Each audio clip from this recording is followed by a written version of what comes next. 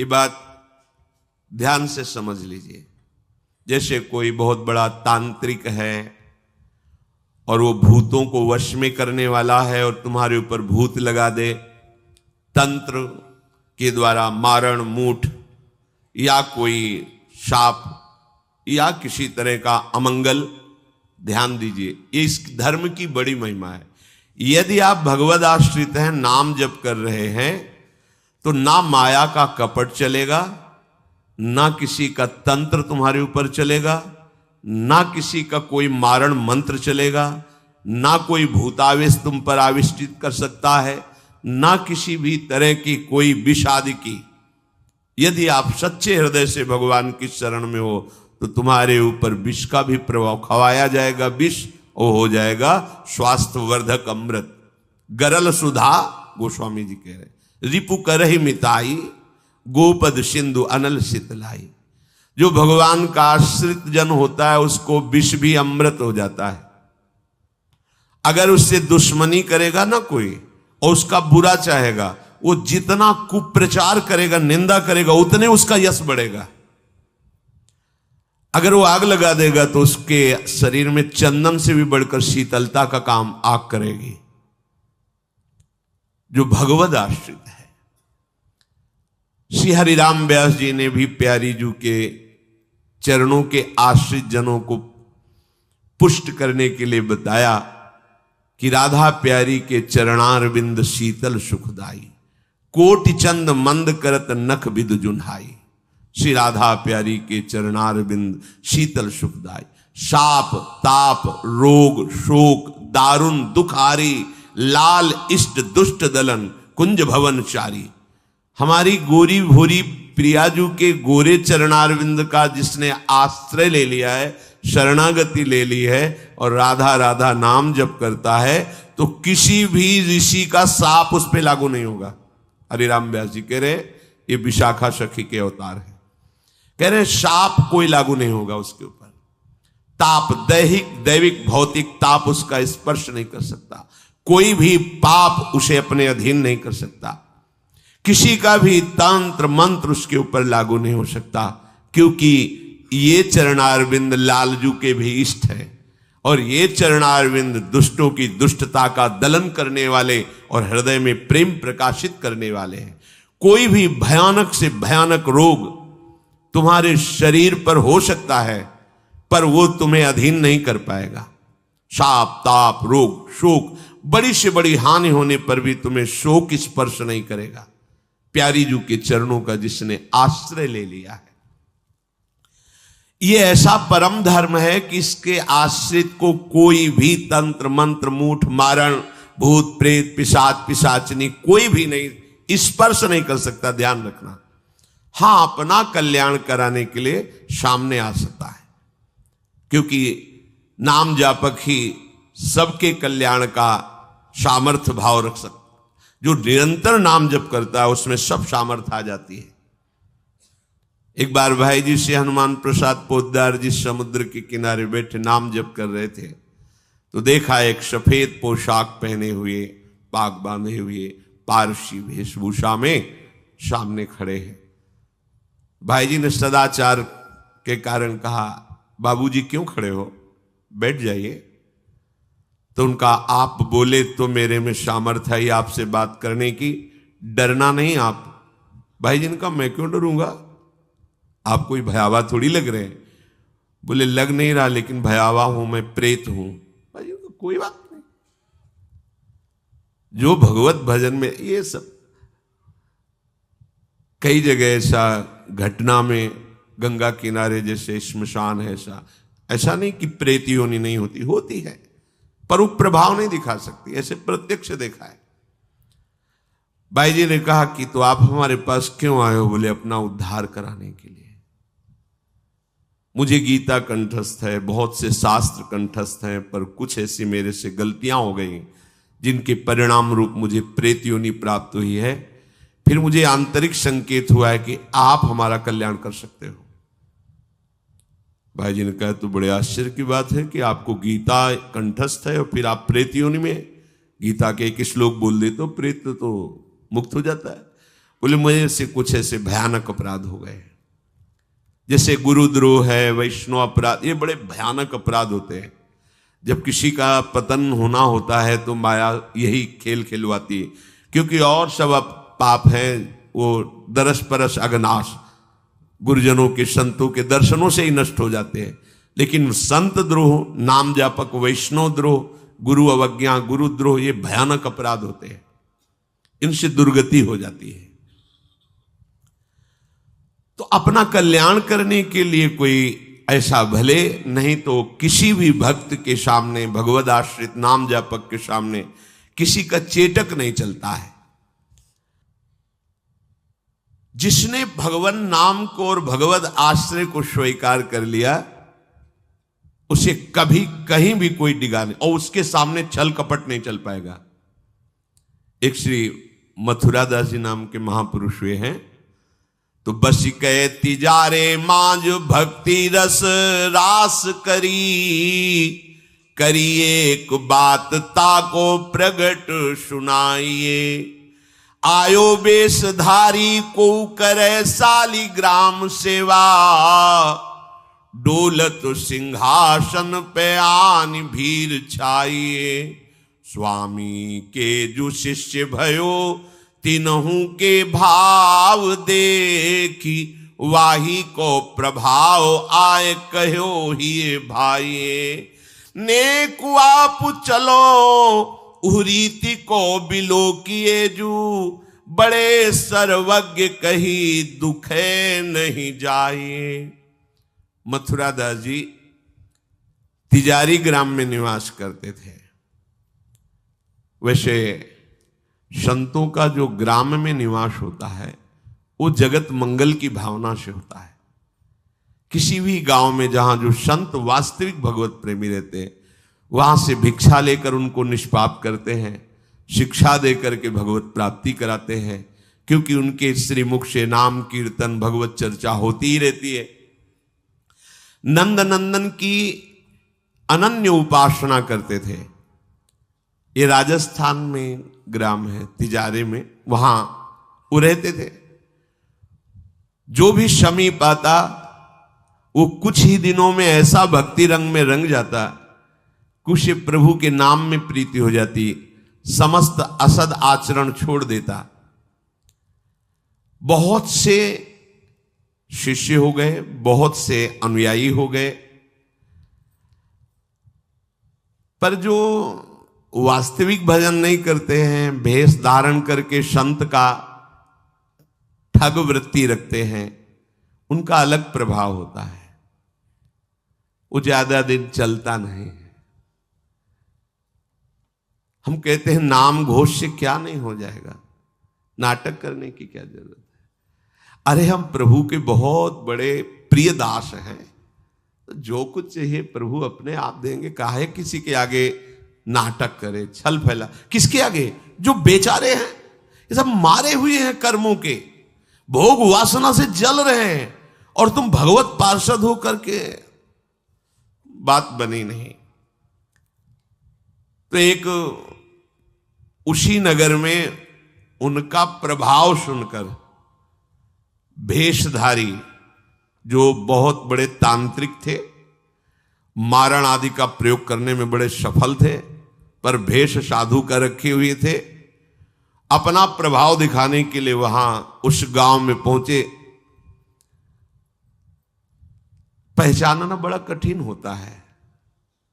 साधु और वेशधारी दोनों में पहचान बहुत कठिन होती। जब तक आप साधु नहीं हो तब तक आप साधु को नहीं पहचान सकते हो, क्योंकि जो वेशधारी स्वांग करेगा वो साधु से भी अच्छा करने की चेष्टा करेगा, क्योंकि स्वांग कर रहा है ना, तो बड़े बड़े भ्रमित हो जाते हैं।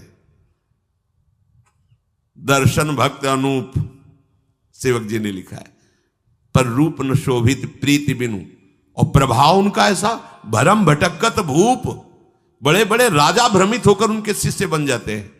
वेश का ऐसा प्रभाव है।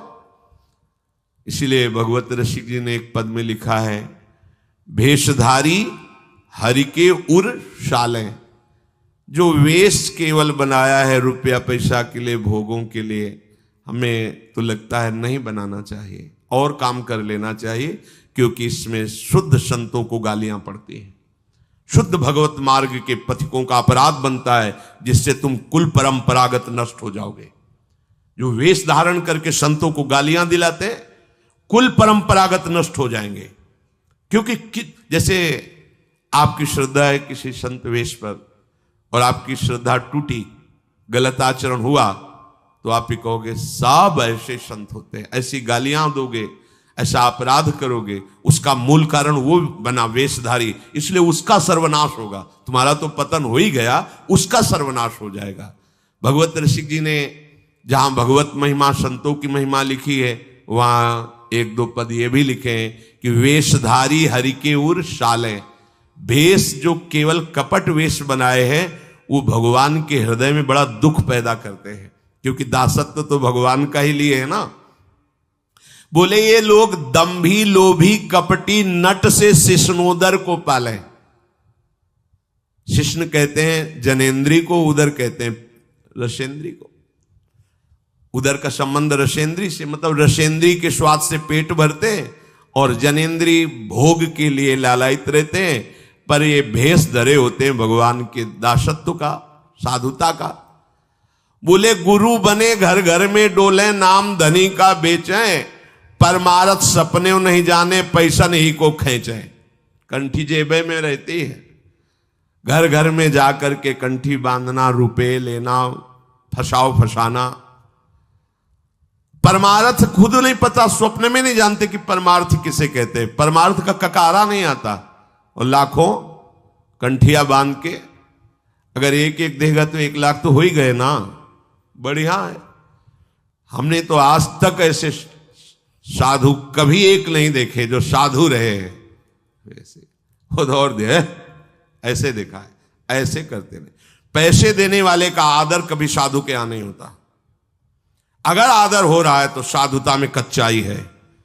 धनी, अभिमानी, पदाधिकारी, पैसों वालों का आदर साधु के यहां नहीं होता, अगर होता है तो कच्चाई है, सच्चाई नहीं है। सच्चाई होगी तो जान रहा है कि जिसके द्वारा भेजा गया है हम उसको देख रहे हैं, तेरे को क्या दे, तेरे को लग रहा है तो हमने एक बार कसम खवाई थी, 3 बार कहा था तुम्हें तुम्हारे आराध्य देव की कसम है, अगर ऐसा लगता हो कि यहां तुमसे पोषण होता कभी मत देना, क्योंकि हमें पता है हमारा भरण पोषण हमारे गुरु से होता है, आचार्य से होता है, इष्ट से होता है।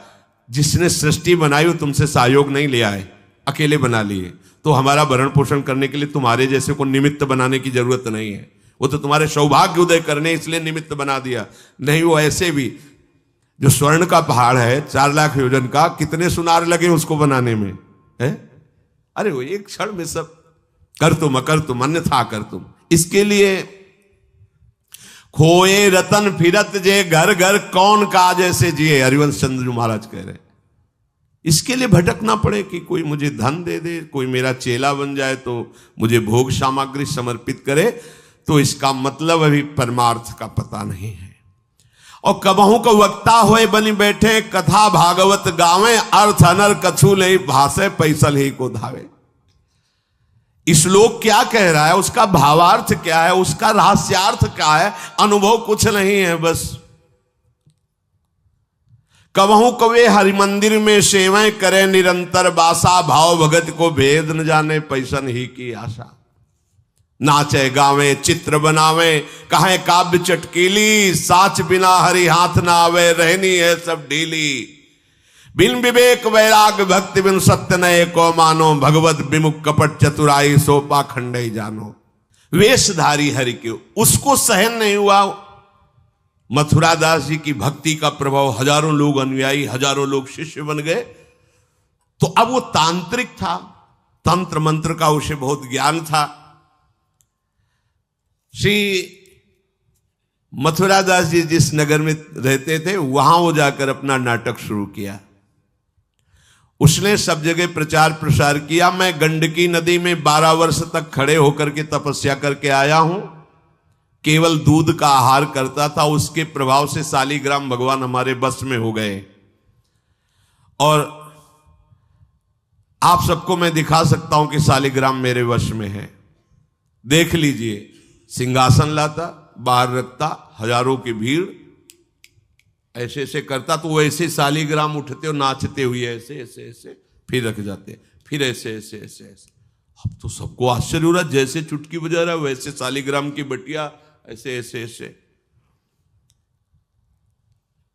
लोग भीड़ कटने लगी, क्योंकि अब जैसे राधा राधा कहो, कोई जंतुर नहीं है, कोई भस्म नहीं है, कोई वादा नहीं है, तो फिर कम वहां तो दिखाई दे रहा ना ऐसे, देखो ये सब तो लगता है ना कि हाँ भाई।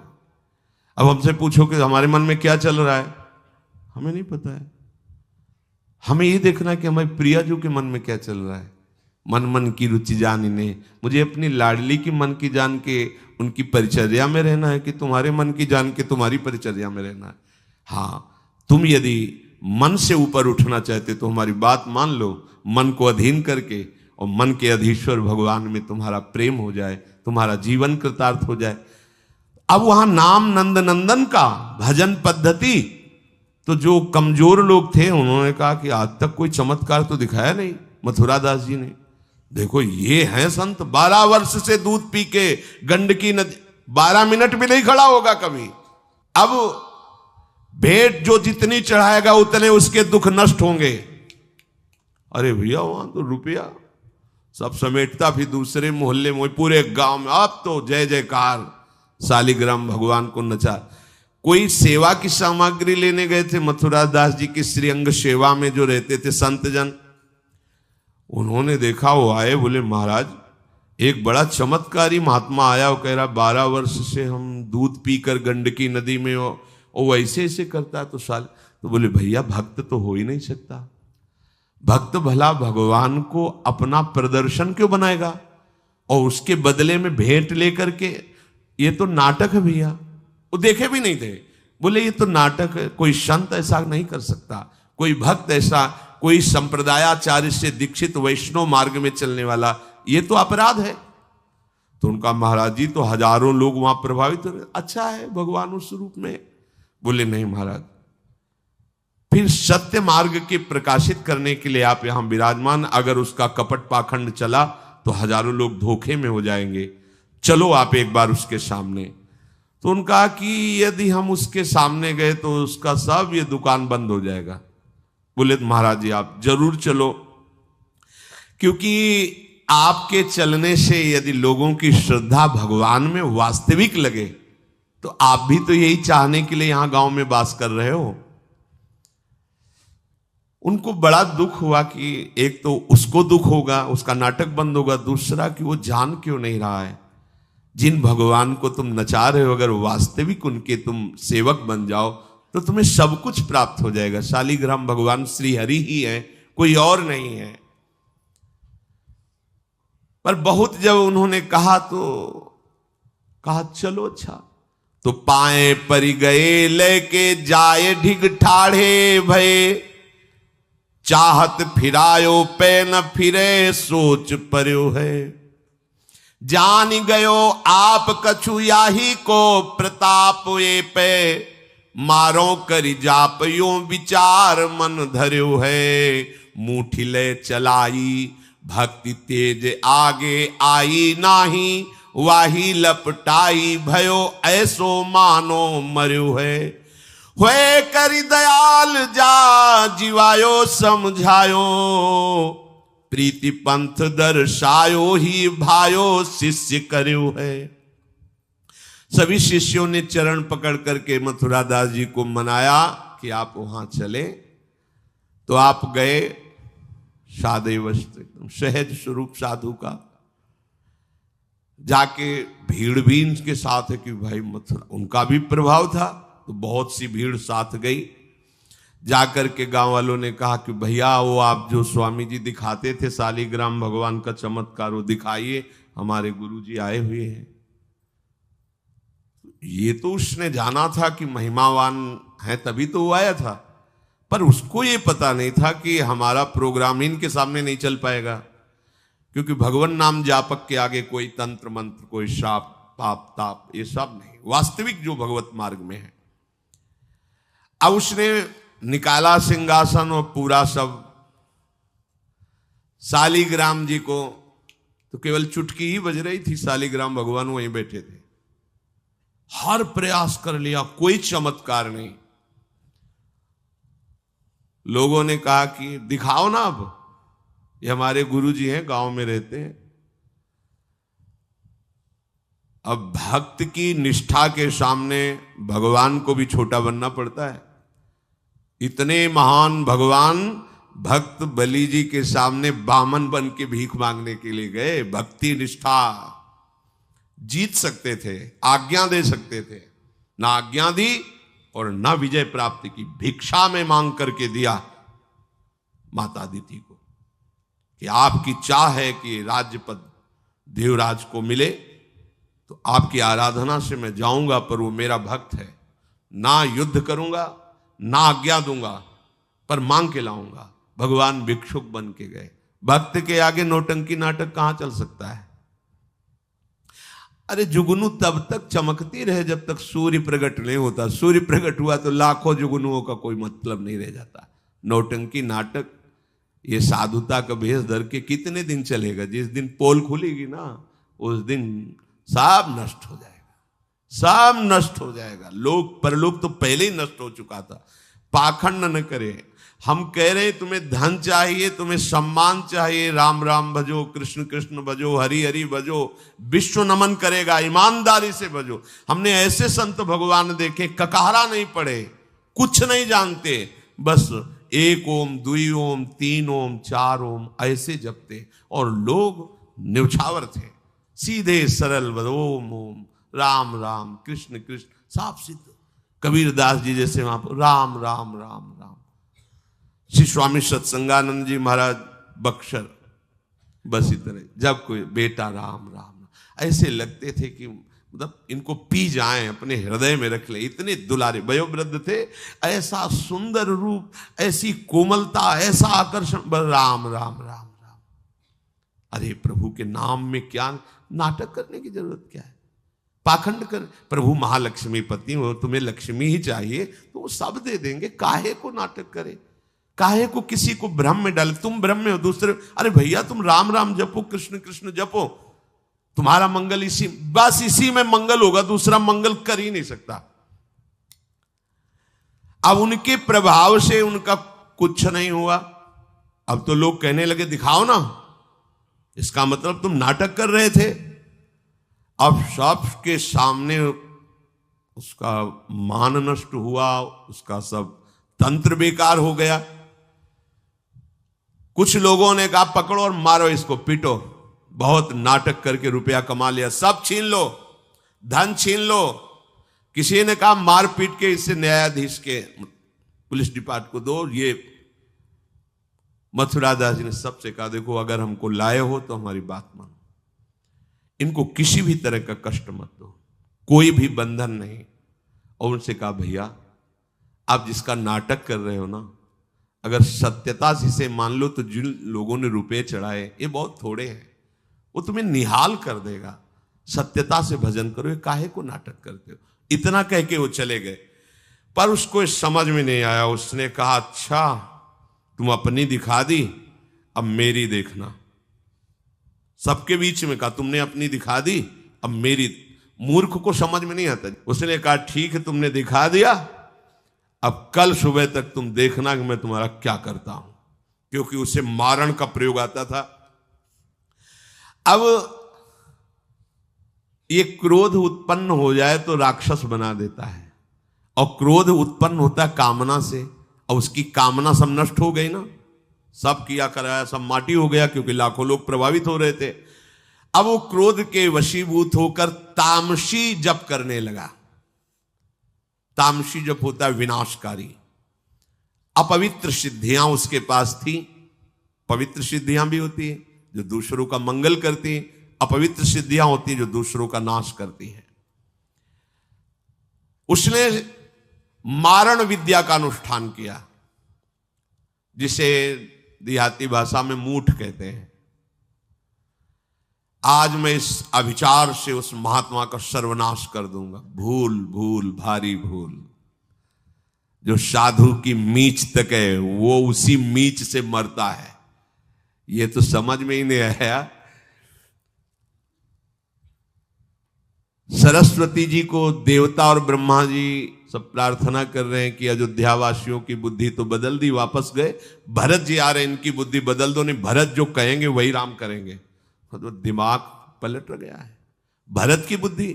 अरे प्रभु का इशारा था इसलिए अयोध्या वासियों की बुद्धि बदल दी। भरत जी के विषय में सोचोगे भी तो नष्ट हो जाओगे।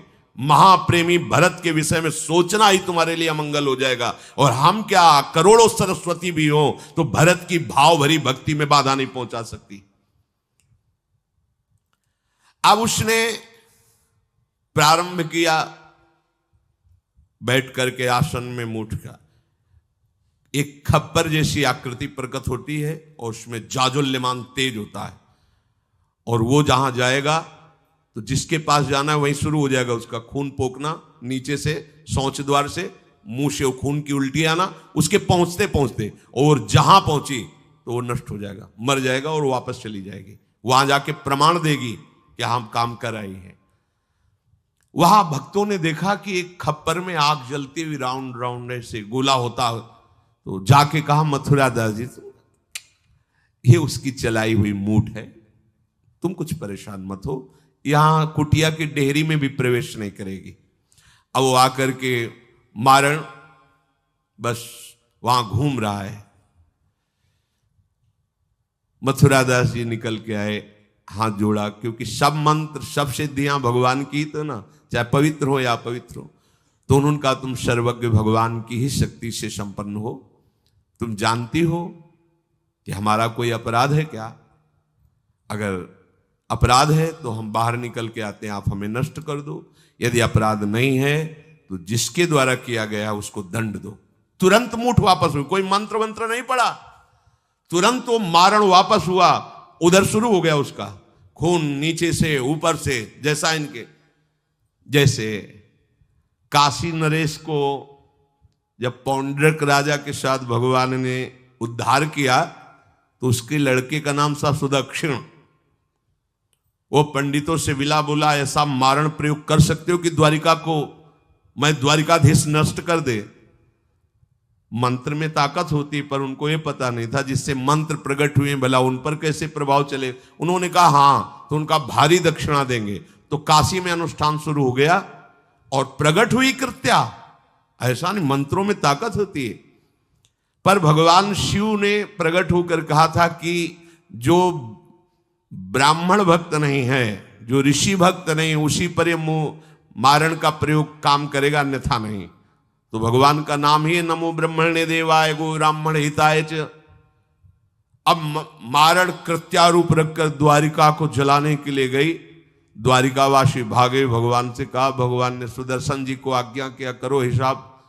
भगाते हुए कृत्या को ले गई तो कृत्या ने पहले उन ब्राह्मणों को मारा, तो दक्षिण को मारा, फिर सुदर्शन ने कृत्या को नष्ट किया और पूरी काशी में आग लगा दी। ये भागवत में वर्णन है। भगवत भक्त या प्रभु के ऊपर कोई मारण चलेगा क्या? वो मारण उसी बाबा जी के पास जो नौटंकी कर रहे थे शालिग्राम के नचा, अब तो त्राहिमाम मच गया। वो संत भगवान गए क्योंकि पता था कि बचेगा नहीं, मंत्र का प्रयोग है। गए और भगवान नाम उच्चारण किया, कृष्ण कृष्ण कृष्ण। नंद नंदन के उपासक थे और मूठ से कहा शांत हो जाओ। भक्त की आज्ञा का पालन हर मंत्र करेगा क्योंकि मंत्राधिष्ठात्र भगवान का दास है। शांत हो गई मूठ और उनसे कहा भैया देखा, तुम्हारा ही मंत्र तुम्हारे को अभी मार देता, अब सुधर जाओ। मतलब मृत्यु दशा को प्राप्त हो गए थे।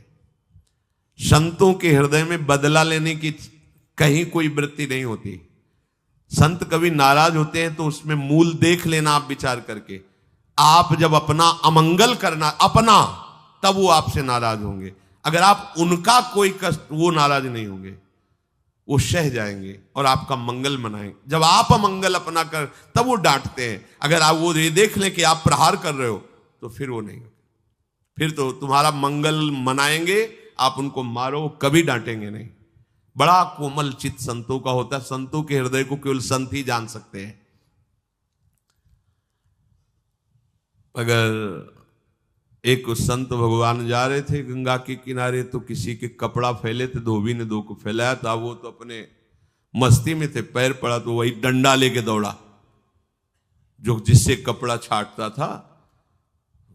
भगवान ने तुरंत सुदर्शन चक्र का स्मरण किया, फिर चक्र से कहा अंतर्ध्यान हो जाओ। तो रुक्मिणी जी ने पूछा, प्रभु ये लीला तो किसी भक्त की रक्षा के लिए होती, फिर आपने क्यों रोक लिया? बोले जब वो डंडा लेके दौड़ा तो महात्मा जी भी उठा पटक दिए, घूंसा चला रहे थे, तो हमने कहा सुदर्शन की जरूरत नहीं है, दोनों बराबर ही है। साधु यदि क्षमा कर दे तो होश में हो जाना, अगर वो डांट दे फटकार दे तो निर्भय हो जाना, बच गए। और अगर वो मौन होकर के क्षमा कर दे, कुछ न बोले, तो उमा क्षमा श्राप होते भारी, फिर जो मालिक हिसाब करेंगे फिर वो सह नहीं पाओगे। इसीलिए भगवत प्रेमी महात्माओं का कोई अपराध न मने, भगवान से मनाना चाहिए कि हे नाथ मेरी कभी बुद्धि ऐसी मलिन न हो जाए कि आपके नाम जापक आपके प्रेमी संतों के प्रति हमारा द्रोह भाव हो। भगवान का चरणामृत उतारा, शालिग्राम का उसको पिवाया और बैठा ला और कहा देखो जिन प्रभु की आराधना प्रभु को अधीन कर लेती है, प्रभु के धाम की प्राप्ति कराती, तुम चंद रुपयों के लिए नाटक कर रहे हो। आज से ऐसा वो चरणों में गिरा, कहा महाराज वास्तविक न मैं कभी 12 वर्ष गंडकी नदी में खड़ा हुआ हूं, न कभी दूध पिया हूं, मुझे पैसा कमाने का रास्ता अच्छा समझ में आया, इसलिए आज से मैं वास्तविक आपके चरणों का शिष्य बन करके भजन करूंगा और हमारे द्वारा जो भी गलती हुई आप उसे क्षमा कीजिए।